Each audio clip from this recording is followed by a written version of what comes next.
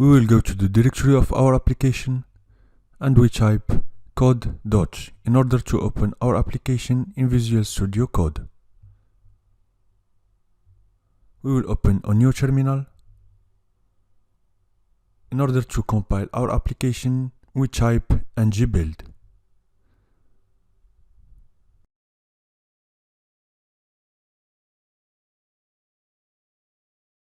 After the compilation, we can see here we have a new generated directory called this.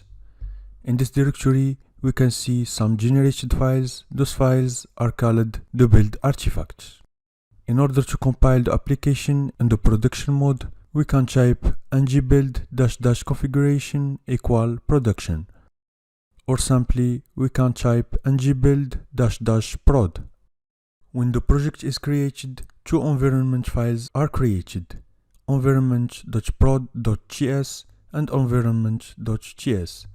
The objective is to define the parameters of the Angular application which are specific to each environment. The basic parameters are those which are present in the file environment.ts.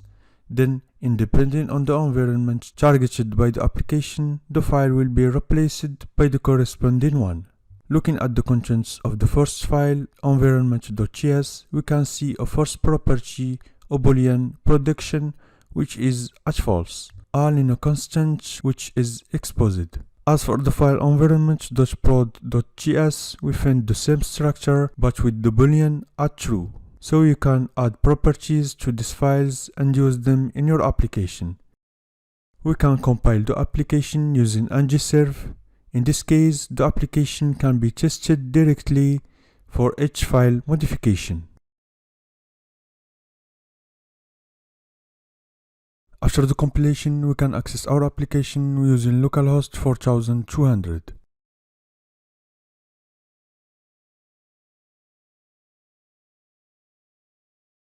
We will go to the file app-component.html and we will delete the content of this file and we simply write my flight app is running.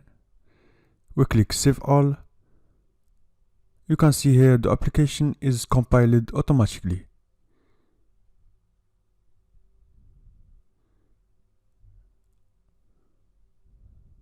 And here we can see my flight app is running. To create a new module, we type ng-generate module and we give the name of our module.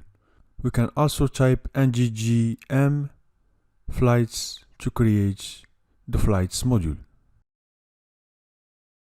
And the module was created. A module represents a container grouping together all the elements of the application. The ng module decorator allows you to indicate some important pieces of information.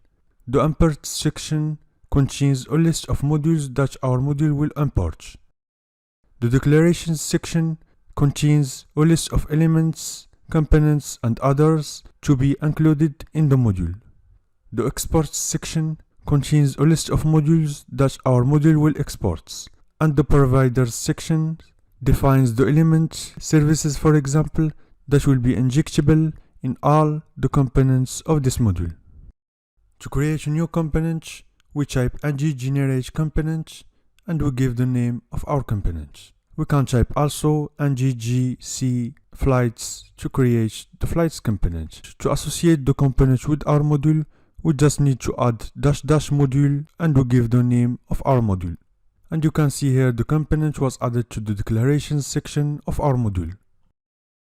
A component is made up of 4 files: TypeScript, HTML, stylesheet, and the unit tests file, the spec file. It's possible to say to the Angular CLI not to generate the tests file by adding --Skype tests equal true. Or you can go to the Angular JSON file and add the Skype tests in the schematics section.